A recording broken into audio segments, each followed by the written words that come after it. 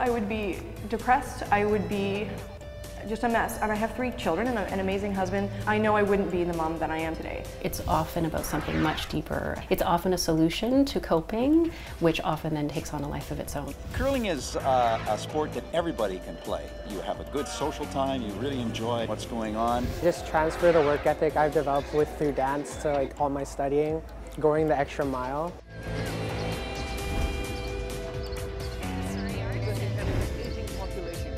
I'm Leah Bolton. I'm Dean Atwal. Fraser Focus, a fresh perspective beyond the bridge. Hello and welcome to another edition of Fraser Focus. It's all about local places and local faces. I'm Dean Atwal. And I'm Leah Bolton. It is a brand new year, 2018. Now we're continuing on with our Student of the Week. It's number 3 of many more to come. And looking ahead, I'll be investigating the culture of curling and investigating some new helmet rules that are coming into play. And to start off the show today, we have an inspirational story. Actually, a couple of them coming up. Yeah, 2 women that have gone through adversity and come on the right side up on the other end. 7, 8. When I was pregnant, after I had my first son, I couldn't find anywhere to work out that would let me bring my son. Right. So I thought, I'm going to get certified and I'm going to start a boot camp for women where they can bring their kids.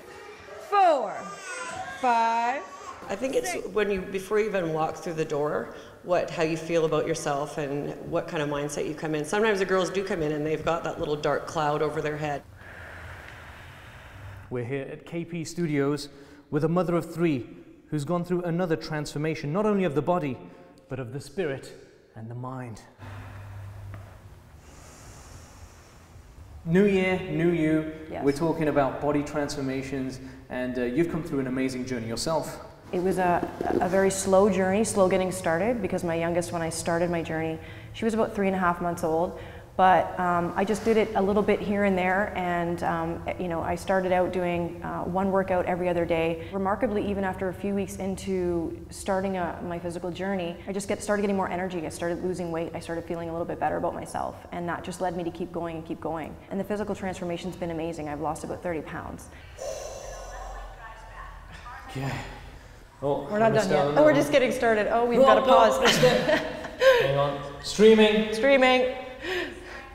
And then here we are a couple of months ago, you got hit by some more yes. Incredible news. I did, actually. I actually found a lump in my breast, in my right breast. We did all the testing, and unfortunately we did find out that I did have invasive breast cancer. It was honestly like something that you wouldn't expect in a million years. What if you'd have heard of that news before you started this whole fitness trend and transformation? How do you think you would have handled this? Incredibly different. Yeah. Incredibly different. I would literally be in a hole. That's how I explain it. I know I would be depressed, I would be just a mess. And I have 3 children and an amazing husband. I know I wouldn't be the mom that I am today and the woman that I am today. And so do you guys exercise with your mom? You try to? No. Yeah. No? Yes, yes. The younger one does. The younger one. You've had enough of it.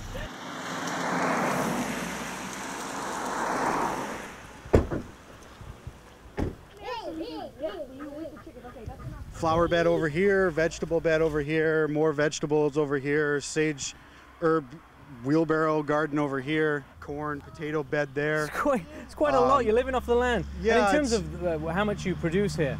I could feed 2 families if I wanted to, especially on tomatoes these last couple of years, but I'm a builder, and so learning how to build something properly has always been a passion of mine, and when I started learning about gardening and how to create soil.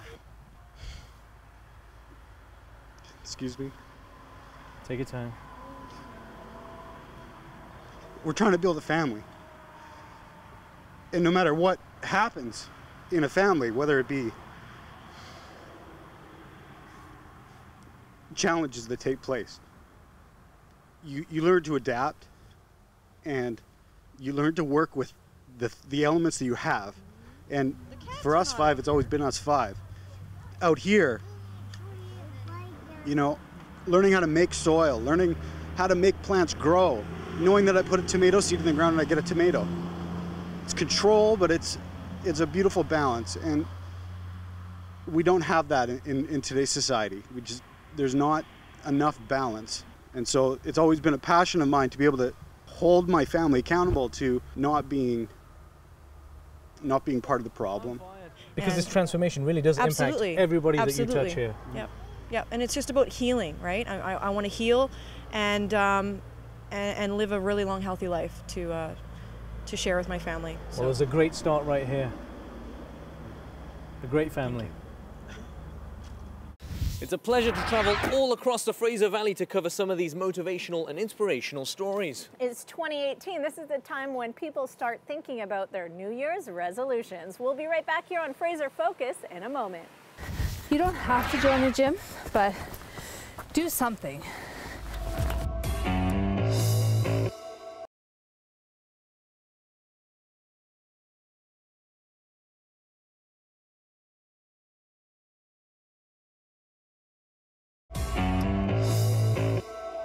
Welcome back to Fraser Focus. It's all about local faces and local places. We're back with another body transformation story to inspire you for the new year. This one takes place in the city of Abbotsford.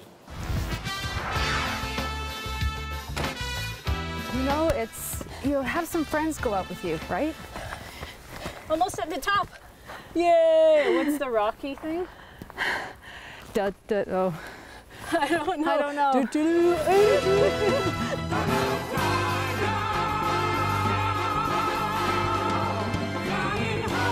This episode is based on New Year, New You, and I'm hanging out in Abbotsford with Trish, who experienced a total makeover. The total makeover I had was 7 years ago, and it's always continuous, but I applied for this total makeover challenge and it changed my life. Just never stop dreaming. Just never stop dreaming. I was actually in a point in my life where I really needed a change. We personally had gone through a bit of a crisis in our family, the 2008 world financial crash. Apple shares are just getting hammered this morning. We're down by between 3 and 4.5% generally across these markets. Let's talk about the speed with which we are watching this market deteriorate. Well, what happened for us is we put all our retirement money into buying houses. So we actually owned about 14 houses in Ontario. We couldn't get out. And then it was just, I call it a series of unfortunate events. As the effects of the crisis deepen, the demographics of homeless are also beginning to change. This is my story. So I ended up at the food bank and I gained about 25 pounds, which is a lot. Yeah, so just raspberries, protein, and water, and it tastes so good. So it's a great breakfast, nice and light, because I don't like to do the heavy breakfast thing, especially with just before a walk. I mean, I am 5'7", so I'm not, but still, 25 pounds. Like nothing fit me anymore, and I just kept going and going and going. And you know what? I kind of just stopped taking care of myself too. I didn't go get my hair done. Because I was in a bad place, I really was. And I think that's what makes it so hard to understand, because from an outsider perspective, with somebody who's not aware, hasn't had, you know, the acknowledgement of what might be contributing, it seems like it's about food and weight and preoccupation and health and beauty, and all those things all contribute to why we're so fixated in our culture. It's often about something much deeper. It's often a solution to coping, which often then takes on a life of its own. And a lot of the women, when they go into the Total Makeover Challenge, I've noticed over the years, they don't totally understand how your inner self does affect your outer self. So when we start to go into the personal growth, when we do a lot of workshops and seminars, they get a lot of aha moments, like, oh, and we do a great one on emotional eating. And you know what, it's so easy to fall into a struggle, into a bad place. It really is. And in fact, eating healthy is still a daily choice for me. Right. It really is. Every day is a victory. And you know, just choosing to, okay, I'm not hungry, so I'm not gonna eat. Because sometimes eating can be comfort, right? Right. And you're like, I'm like, no, I don't need this right now. I'm just gonna have a nice cup of tea. Don't fall. Wow, this is beautiful. I remember when they were first building these stairs, I actually went up them before they were built. And I was so excited about them, and that was a couple of years ago.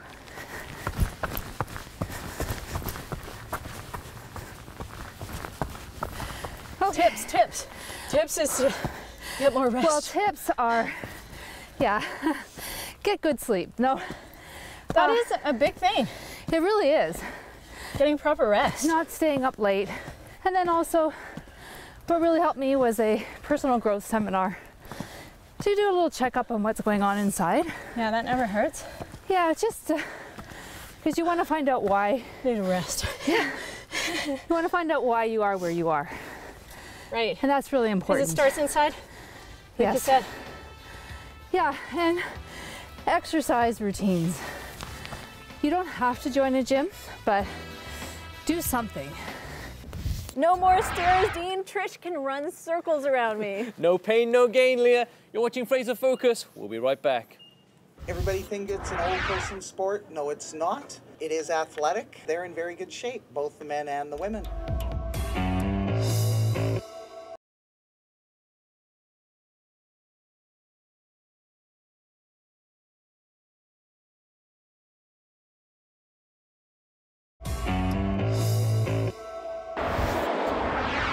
Welcome back to Fraser Focus. Now, like many new Canadians, I haven't the foggiest idea about the sport of curling. However, clubs across the Lower Mainland are reporting an annual increase of 30%. I'm here to find out why. Curling is a sport that everybody can play. And I think that's the most entertaining thing about it, you know, because you get out with people of your own age group, and you have a good social time, you really enjoy what's going on, and it's easy. Curling started in Scotland about 100 and some odd years ago. Ended up in the prairies because it's so cold there that water freezes quite well. So they started it there, and it's moved all around the country since. Everybody thinks it's an old person's sport. No, it's not. It is athletic. You watch those pros on TV and you know that they're in very good shape, both the men and the women. Start it, slide that right behind you. Their Uncle Ken is a world-class curler. Their cousin is a world-class curler. They love watching their uncle and their cousin on TV, so they've been all over the world curling. I think they're exposed to it more and seeing younger curlers on TV a lot more, so it makes it a lot of fun for them too.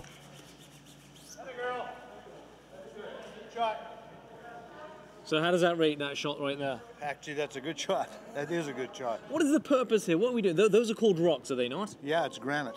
Oh, and do they all weigh the same? Is it like yeah, I think they're 35 pounds. I'm not really the expert on it, but I think try to get your rock at the closest to the pin, to the middle, and the ones that have the most rocks closest to the pin get the points for each end. There could be 7 yellow rocks in this house right now, and my one red one could be in the middle, and it would count against all the 7, closest to the pin. What she was trying to do was take that red rock out, and it just was... Didn't happen. Didn't happen. I've had multiple individuals try and explain it to me, and I really still don't know what's going on. Right, well, first order of business, booties. You should fit. I need 2 of them. How does it work? So right foot here. Okay. Sorry, yeah, right foot. Yeah, I'm right-handed. All right. Yeah, so that's what I balance with. Okay, and then you just push. And just go for it. Here we go. That's my first official rock. There are some skills to it, there's no question about it. You are on ice, so it's slippery. So there's things you have to do. You have to take care of it, and but once you get the hang of it, then it's not that difficult to sport. Sometimes you get the occasional accident where someone might fall backwards, or, you know, some of the curlers wear bands, you know, for protection on the back of their heads. Well, it's a special built cap with a pad in the back, because most people fall backwards on it. And how long have you been wearing that? How long's that been around? 2 years, because I had a stroke about 20 years ago, and so I don't have good balance, so that's why I wear it. I had AV node problems, and I passed out on the ice 3 times. Split my head open. That's why I'm wearing one. And the other thing, now that I've got a pacemaker, I can curl twice as well. You guys not wearing helmets though? Did you have to wear helmets? Not really? No. No? Have you ever fallen and hit your head? Mackenzie has one. How long ago was this? About a year. And you fell over and hit head? It hurt? Yeah. It is on ice, it is dangerous. I myself happened to fall just this week and kind of got a little bit bruised. And so I'm going out tonight and buying myself a helmet. The Curling Association of Canada is calling for new regulations making it mandatory for players to wear helmets. You're watching Fraser Focus. We'll have more local stories when we come back. They're leaders, they're very creative, they're in grade 12 now and they're happy to lead the pack, so to speak.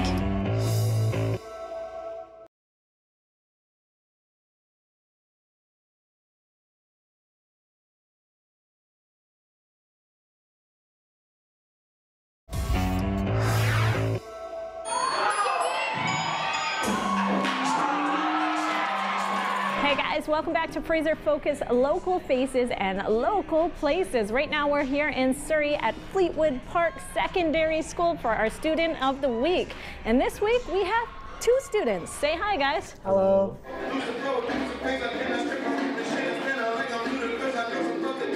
We're coaching the senior team here with our other friend, and then we're on a dance team called Unity Dance Co. outside of school. I feel like they recommended us because we've worked really hard these past few years to keep our grades up as well as to do as the best we can for the dance community here. The theory is Ricosi's on his way out. I just transfer the work ethic I've developed through dance to like all my studying, going the extra mile to do the best I can in school. I like to be very creative in school. How do you encourage other students and other people to get to their potential when it comes to dancing? Getting the potential out of like our peers, it really has to do with pushing them with like positive like motivation rather than like, you know, constantly yelling like some people. For this part, just run in, yeah? It's really just having that balance of like fun and like still like that determination for like dancing. I recommended them because they've been instrumental to the dance program over the years, and in particular this year with this dance company, they actually came up with the idea of the dance that they wanted to do. Perform it, compete it, and it's called Finish Line. They did the whole choreography, so it's pretty amazing. I'm sure you're going to enjoy it. So they're self-starters? They are self-starters. They're leaders. They're very creative. I've trained them since grade 8, so now they're just sort of taken over a little bit, but they're in grade 12 now and they're happy to lead the pack, so to speak. Usually they would dance together in a studio. They make duos, and over the years as they dance in high school, they really started getting good at it. They inspire you? Yeah, for sure. They're the kind of dancers I aspire to be, because their kind of dances are not really kind of my style. My style is more slow, and like actually my dance is coming up right now. Okay, better jump back in there. Go for it. Okay, sure. Okay.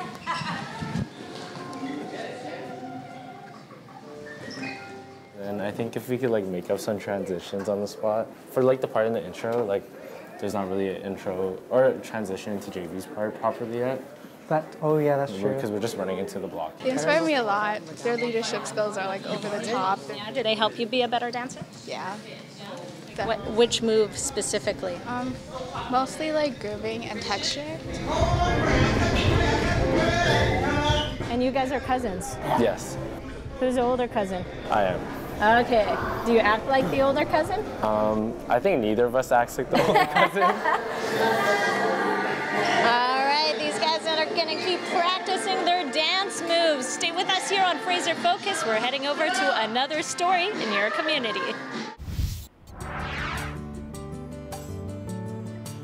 It's Carmen for Fraser Focus. We know medical marijuana is a hot topic in this country right now. But what about cosmetics made from CBD and THC? Two sisters in Langley are going to tell us exactly what's going on with that industry. People are looking for more natural options and not necessarily going with the products that are out there. People are really looking at labels and what's in them, and these are all totally natural oils. And we also have the CBD and THC, and that I don't think anybody else in the marketplace has right now. And we know the benefits for the skin.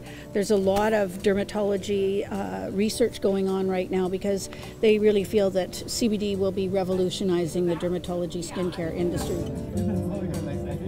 Overworked and underpaid body, so it's got a lot of pain, right? So that's what interested me, is to be able to have something that was non-pharmaceutical kind of, that's, you know, not another drug that you have to take to get pain relief. So came up with a pain salve, and we found that it was really working for us. That's for pain. Yeah. I should be rubbing this underneath my knee. That's where it needs to go. Yeah. Bath salts to a roller balm headache, migraine relief, so that you can just roll it on your temples, the back of your neck. We're having a launch party. We've invited a number of our friends and colleagues here to come and experience our products, see them firsthand, and help them understand how CBD works in cosmetic and pain topicals. There's a lot of stuff that is clinically tested in universities and big hospitals that are lending their voice to all of this stuff, that it is working. And, you know, so I can only speak for myself. It works for me. You know, I think that this product has as much appeal and opportunity as any other cosmetic product in the market. Obviously, we hope to see this go very mainstream. You know, we'd like to see it eventually wherever you can buy other cosmetic products.